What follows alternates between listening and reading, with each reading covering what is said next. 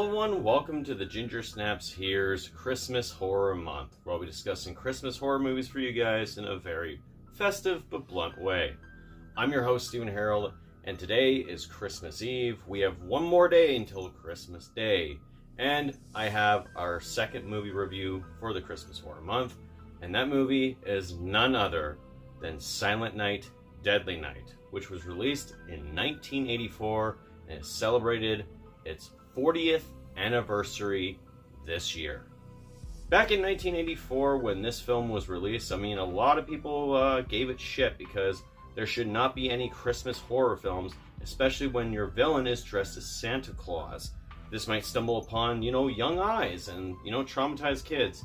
But for 40 fucking years, a lot of these people who have watched Silent Night, Deadly Night have grown to love it and appreciate it so much that they tend to watch it during the Christmas season. And that's where I'm going to start talking about it. So here is my review for Silent Night, Deadly Night. For the story of this film, of course, we see our young protagonist Billy, who was a young little kid at the time visiting his grandpa, who just kind of sets a warning for him that Santa Claus will punish you if you are naughty. And then eventually he ends up coming across a person dressed as Santa Claus with his mom and dad and his little brother, who was a baby at the time. And this Santa Claus is a criminal and basically kills his mom and dad right in front of his eyes. And he ends up growing up later on, being 18 years old, traumatized from those events, and basically traumatized by the image of Santa, to the point where he goes on a ballistic rampage on Christmas Eve dressed as Santa Claus. Now, it has all the staples of a slasher film with its story. It has this amazing concept of Santa Claus killing all the people who are naughty and aren't good at all and deserve to be punished at all times.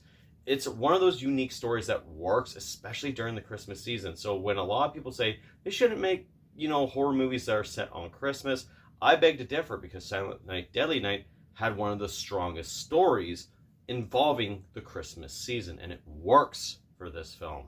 Now, of course, the main character of this whole entire film is Billy, who, as we saw, just witness his mom and dad's death in the beginning of the film, grows up to be traumatized by the image of Santa Claus, and then when he has to don the Santa Claus outfit, he basically has this power for some reason. Santa punishes people because that's what he's traumatized with. And then when finally he sees way too much naughty shit going on in front of him, and he's dressed as Santa, something snaps in him, and he realizes, wait, I'm Santa Claus now. I could punish these people for being naughty, because Santa does that. He punishes who are naughty. And you follow throughout this character's whole entire journey, his whole arc throughout this whole film. He's trying to do good. He's trying to be normal in the outside world, out of the orphanage, this Catholic orphanage that basically abused him because, how they just had their system at that time.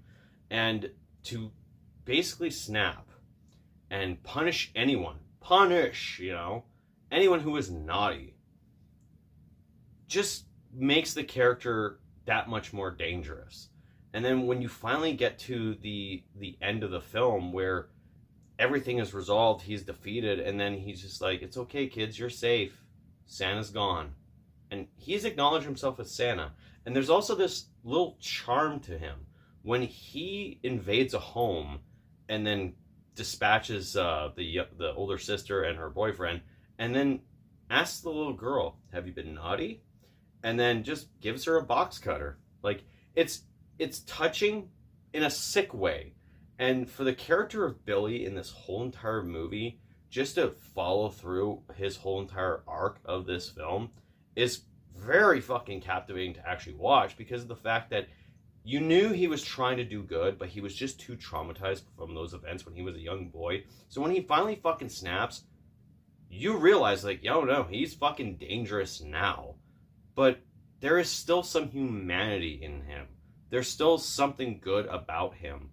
And you just can't help but feel sorry for him. And you do. You have to feel sorry for him because of what he has gone through.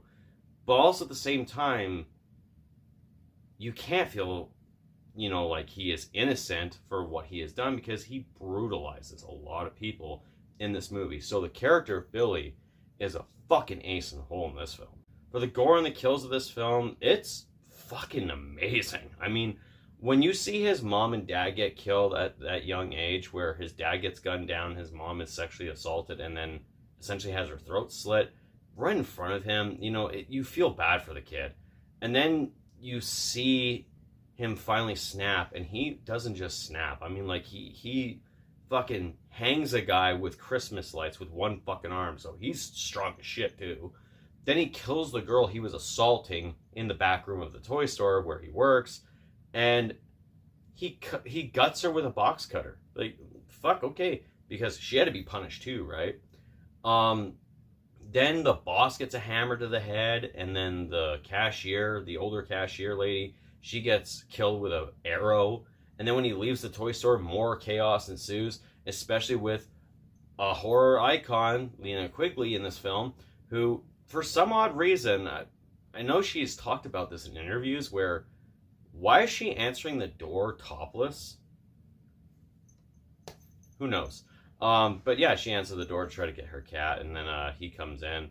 He's gonna punish her, and she gets the most memorable fucking death in the whole entire film, possibly in the whole entire franchise. Where, well, one of the most memorable deaths in the whole entire franchise. I will have to talk about that one next year. But yeah, she gets pinned up against the wall on deer head, where she is pierced by the antlers through her fucking body, and she just hangs there. And it's like one of the most stunning fucking visuals you'll see in this film, especially when it comes to a death, and it sticks out in the whole entire franchise. And her boyfriend even gets killed, which, by the way, the boyfriend, he's the same actor who plays Barry Sims in Halloween 6, The Curse of Michael Myers. Yeah, that guy from Backtalk, yeah, that's him. Fuck, can't believe it. Small world, eh? Then he kills a cop. Yeah, he just goes on a rampage. And the gore with this, also one of the other more memorable ones, is where he decapitates someone who's sledding down a fucking hill, right? So, and the head just rolls down the fucking hill. So that's another memorable fucking kill. So a lot of these kills are so fucking unique and so good. It's like, it's kind of hard to even say which one was shitty. I mean, they're all fucking good, and they're all worth it to watch with this movie. When it comes to this whole entire film, it was the first time I had ever watched it last year, and being able to finally sit down and watch it, and then seeing how good it actually was, just to finally rewatch it again, I'm like, yeah, man, this movie is good. It's a shame that the Blu-ray, when you watch the unrated version, there are some clips, like they even give you an advertisement right before the movie begins, where some of the clips never made it onto the Blu-ray format, so it's still that VHS quality. And it doesn't hurt the film. I mean, like, you could pick them apart, right? It's like, oh yeah, there's the VHS quality, but it doesn't disrupt the whole entire viewing experience. But other than that, when it comes to this film, I understand why a lot of people tend to watch it around the Christmas season. I'm one of them now, too. Of course, the fact that this movie was so damn popular that it ended up spawning multiple sequels, which we'll get to periodically throughout the years on this channel. But other than that, this movie is a solid Christmas film, especially for the horror genre, and it's the reason why after 40 years, people still tend to watch it today. So guys, for my rating, I'm going to give Silent Night, Deadly Night an 8 out of 10. So tell me guys, what did you guys think of Silent Night, Deadly Night? Is it one of your favorite horror movies to watch during the Christmas season? Let me know in the comments down below. If you liked the video, make sure you hit the thumbs up and subscribe for more content.